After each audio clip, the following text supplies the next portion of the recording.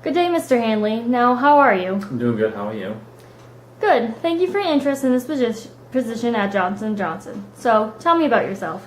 Before this, I worked in a sales and marketing position at a company for the past 5 years. I did a variety of things. I helped with scheduling. I worked with hospitals. I presented presentations. I worked with leadership on a variety of things. I currently, I'm married. I have 2 kids currently. I'm pretty busy with their sporting events and stuff, and that's basically it. Okay, so have you ever been in a leadership position before? No, this will be my first leadership position. I'm looking forward to the challenge. I think I'm ready, and that's it. Okay, so what is your leadership philosophy? I have a few leadership philosophy positions. I like to make reference to Coos and Posner about a few things. I think number one thing is to be an active learner. I think even as a leader, you should always be active, learning yourself, because you don't always know everything. Another thing would be to model the way, to preach. You should always preach hard work, but work hard yourself. Don't just preach hard work and sit back at your desk all day and not do much. Be a role model for your employees. Also to encourage the heart, to recognize people's efforts, to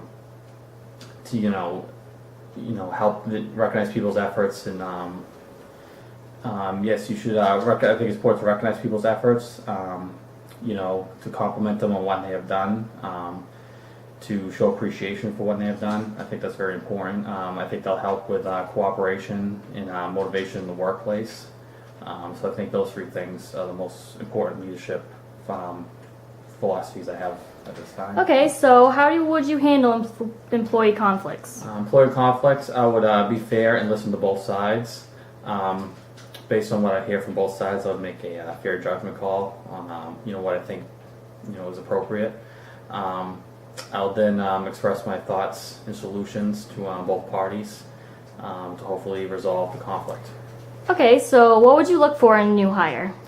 The biggest thing I look for in a new hire would be motivation. I think that's very important. I like people that are dedicated to the job, that come in and put their best effort in every day.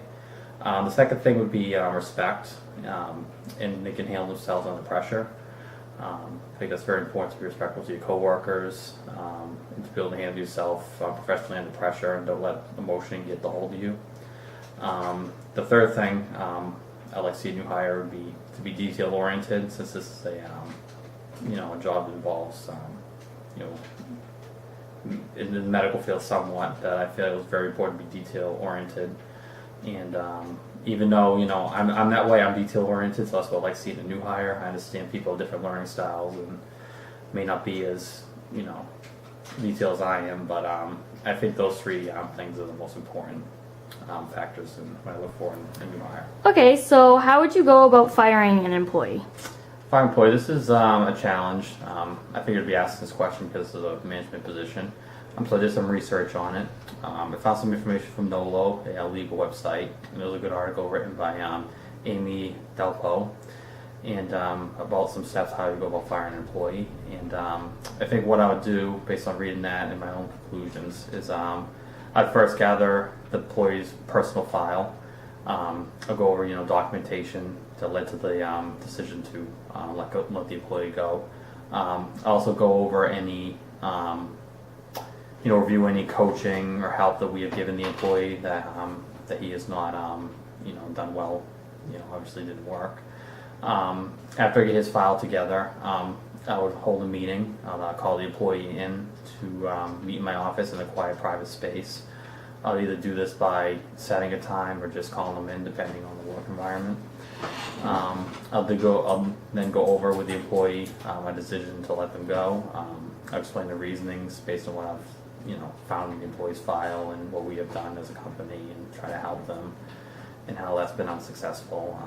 I give the employee a chance to express their concerns, any questions they have, and at that point I'll go over, I'll do things such as, file paperwork and, things to do, any benefits that we need to give them after firing, or anything along those lines. Okay, so next question. What are your strengths and weaknesses? My strengths and weaknesses. I feel like that my strengths are that I'm hard working, I'm dedicated to the job. I come in every day, put forth my best effort, and other people say that about me also. Another thing is that I'm respectful. I'm able to control my emotions in stressful situations, and I think that's a very important thing to have. Weaknesses, just to be honest, I can be a little disorganized. I can be a little scatterbrained at times, and but that's something that hasn't really affected my job to a great extent, and something that I try to work on every day at my job. Okay, what qualities would you bring to this organization?